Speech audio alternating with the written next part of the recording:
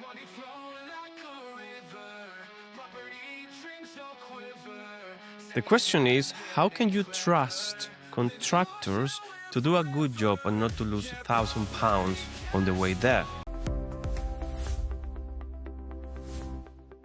It is the most frustrating thing for me in property, and this week has been one where I've discovered two things that is not abnormal. It happens a lot, and even though I try to do as much as possible to decrease the risk of that happening, still happens. But let me show you with some examples what happened, and then we can discuss about how to try to reduce the risk, because that risk is always been there. And forever, I've been burned with contractors who say, yes, I know how to do that. I'm going to do it well. You get to check, and they haven't done it. Now, before I show you one of the things that I want to demonstrate to you, I need to show you first the second part of a work that I contracted. So I have some leaks in a roof, and those leaks have been located on the slates, on the ridges, and on the chimney. So the first part of the work, which is slate repaired, and the ridges were done about 2 weeks ago by a builder. And then shopping around, I found some other builder who did the chimney. Now, one of the professionals I haven't been able to find who I trust 100% is a roofer, because every time I get a job done and for some reason I sent another one to check or to do another job, they will tell me this job wasn't done correctly. And I found the same this week. So that's my frustration is how, if you're a roofer, for example, how can I trust you to do a job well done in a place, in a house which I cannot go into easily to fix or to check that that's been done properly? And that maybe is one of the cases here. There are some other cases somewhere else, and I will mention an example later on. But in this case, is that something else that happened? But let's have a look at what the second roofer did, what the problem was, what the second roof did, and then what the second roofer found about the first one. And again, this is not new, and this gets me really frustrated, really tired about this. But let's start here. So the first roof I sent, who did an inspection with a drone across the roof, basically found some of the problems with the slates and the ridges, and he said, yes, I will charge you about £600 to fix this. And then he did, but then also mentioned once he was up there, he didn't see the problem with the chimney, which I'm going to show you right here. So this is the chimney. As you can see, it's lost some of the concrete at the top. And this is due for many reasons. It's basically age, it's basically the weather, as it rains, as it happens. And on top of that, if we go back to this, you can see it needs repointing around the chimney, and that needed to be repaired. So this job kind of went in two directions. One, where the repairs that needed to be done on the chimney itself, and the other repairs that they are doing here on the ridges. And pay attention to this closely, because it's part of what I will talk about later. Now, he charged me £600 for repair some of the slates, and to replace some of the slates which were broken, and then do the repair in the ridge tiles, as you can see, because he showed me a good evidence that yes, there is a problem, and we were seeing damp coming down the walls, damaging the paint, exactly because of this, and then the chimney. So we decided to do the job, but when he said he's going to charge £600 again for the chimney. Then I did what I normally do, which is I shop around. I get at least 2 quotes for these different jobs to see what's a fair price for this. Because depending on who you ask, you're going to get different prices and potentially different solutions. But the thing with many builders, many contractors, is they will just give you a price and they say, I will fix it.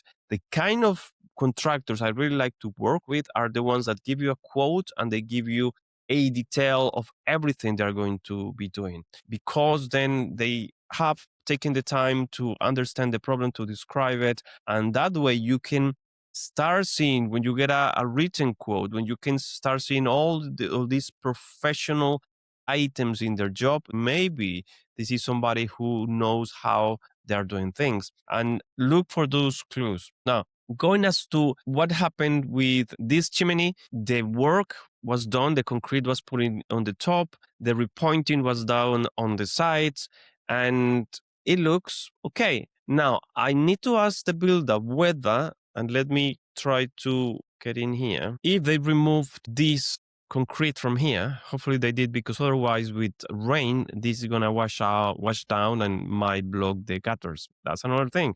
That's part of the professional approach from a builder. And that, for you and me, potentially is common sense. But normally it isn't. And these kind of things you need to follow up, you need to be on top of. So those professionals who have been doing these jobs for years actually take more care of what they're doing. So I need to ask about that. Hopefully they did it. But what I liked from this builder, when I chose that builder instead of the first one, and the roofer instead of the first one, first of all, he gave me a better price, but also he gave me a full description of what he was going to do, and he showed me pictures of what he had done before. He'd been following up, sending images, videos all the time, worried about creating something very important in business, which is trust. And for you as a builder, as a roofer, as a contractor, that's what you need to create with landlords. You need to create trust, and you can demonstrate that by showing traceability, showing pictures, things in writing, creating quotes that are detailed, not vague quotes, which nobody knows what you're going to do. And the challenge here is that as a landlord, you are not a specialist in every single field. You may know about roofing, you may know about plumbing, you may know about boiler management, and about some other things, but you might not be a specialist in every single job. Therefore, judging if the job is completely done 100% to the quality required, that comes with experience and knowing about the price as well. So how do you get to know whether this was done? One of the things that you need to do is you need to find professionals with good reviews if you don't know them. And if you have been working with them and have a close relationship, time will tell you as well, but that's not either a 100% guarantee that they will do a good job. And the ideal scenario would be to get, for every single job that is done, to have some building control inspector done, because they're very much experts in all this. But then again, that would be very expensive, right? So that's the thing. One of the ideas I'm thinking about, maybe I will introduce this in what I'm doing, which is when we have a job like this, I will get a builder to go and do it, and I might hire a builder for an hour to go and audit that job when it's finished. So I can have a good feedback that is done correctly, that's been done how it's required to be done. And that way, the roofer, the builder who is doing it, will have some pressure to comply with that without paying the money that I would have to pay for building control for small jobs, if that needed building control, right? Obviously, if it's a big refurbishment, yes, then we need to pay for building control. But I'm talking about sort of jobs that normally are done by contractors. They are very important, critical, like in this case. But then again, we need to have a way to audit and verify that they are done correctly. Why? Because the roof is very critical. The roof keeps the house dry. And if that breaks, then you have lots of problems inside the house. Very important to do that. Now, the second part of this video is what I mentioned at the beginning. It always happens that when I send the same profession to do a job like short after somebody did a job in this around the same area, for any reason, maybe there was a second fault or whatever happened, then that professional will look at what the other did and give feedback. So that's what I'm saying about audits. They are doing audits without being asked. In this case, this is the video I got. These were the ridges. He's going to zoom into the roof very soon, as you will see. And you'll see these ridges here are lacking concrete. And the problem with this is that concrete being gone, the wind could lift this up if it's very strong, and then we'll have a gap on the roof. And some of the concrete is gone right here. Now, upon seeing this, I asked the other roofer to comment, because that was not what I was expecting. And certainly they sent me pictures and the video that they had done the job. And again, it doesn't matter how much control you have or you want to have over a team. It always comes down to trust, how much you trust that team to do a good job. Because if you have to do 100% control, then you will have time, you will not have time for anything else. And that's what they did. But then again, going back to the video, this is the video that he has sent of the people. He's showing some of the tiles of the mortar they were fixing right here. And then he replied to my text. You can see here, we did front ridges, not back body. When I got the quotation, and this infuriated me because when I got the quotation, he didn't say that he was going to be one side. He mentioned the ridges, he was fixing them. Part of the quotation was to fix them. And if you are a responsible roofer, you're going to look at both sides of the ridges. The installation needs to be good. The objective of a repair is that the whole thing is watertight, and you wouldn't just fix one side of it. I asked him to go back and to fix it. He said, next Friday, I'm going to chase. He might not appear.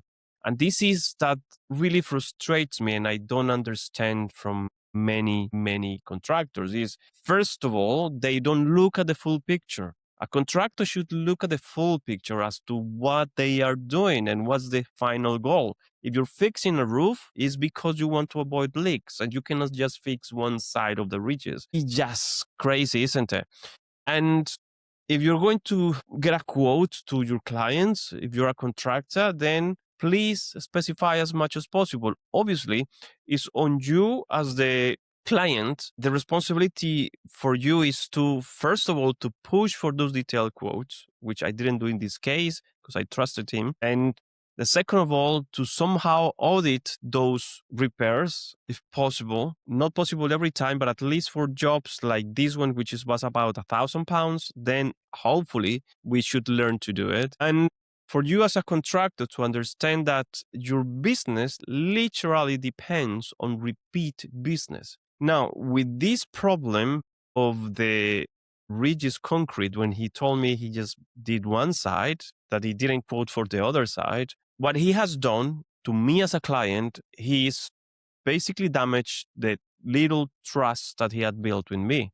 And we had several conversations during the week, and he had built some trust by saying, I have a drone, I can go and check the roof, and I can do it for free for you in other properties. The service seemed good. But now when I think about this builder, and he's done that, even though he's going to go and fix it, but when he's done that, I'm going to think twice about using his services. And you know exactly why. You know why I wouldn't use it, because otherwise he's either trying to play a game or he's not supervising his team correctly or delegating correctly. So I know that working on a roof is difficult, but still the manager of this job, the owner of the business as such, should be able to have a look and have a final check, do some planning, say, we're going to do this. This is the standard we are going to do it. And finally check this has been done. If that's not the case, then you shouldn't be in business. That's the truth, because for your clients, you need to look at the full picture and have a look as to how things can be done, achieving that single goal. So very critical that you as a contractor think about those things, and you as an owner can actually understand what needs to be done and find a way to check that it's done correctly. One of those ways is to have a list of approved suppliers. Unfortunately, I have struggled so much to find roofers I can trust. Struggle a lot. And we've had roofers who do a good job to begin with, and then the second one where I recommended to other people, they don't do the job correctly. I have roofers that partly the job they've done it, like in one case they've done a good job, but then they left an antenna on the roof next. That was an end of terrace house, and they left the antenna there, which if the wind would basically push it, it would go down onto the street and hit somebody. So common sense of leaving things on the roof that could be left or pushed by the wind and fall down. So effectively. So finding professional builders who do a good job is not as much about finding builders who will charge you an arm and a leg or a leg and an arm.